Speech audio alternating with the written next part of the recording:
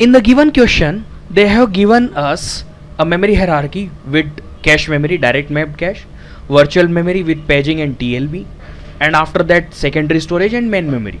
And they have asked that if there is a hit in TLB and there is a hit in cache both, then what will be the sequence of fetching the data from the memories. So initially you know that CPU is generating virtual address. Always, if we have implemented virtual memory concept, virtual address or logical address, whatever. So in virtual address case, I will first have to convert that virtual address or translate that virtual address into actual physical address of memory. That means first I will have to access TLB.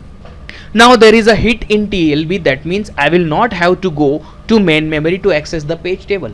I have got my physical address. So after accessing the TLB, now I am having this physical address according to the given or generated virtual address. Now if I am having my physical address, that means I will have to search the data content into the memory using this physical address. Now we know that if we want to search any data content into the memory, first the data will be accessed into the cache memory. That means after TLB, the data will be accessed into cache memory.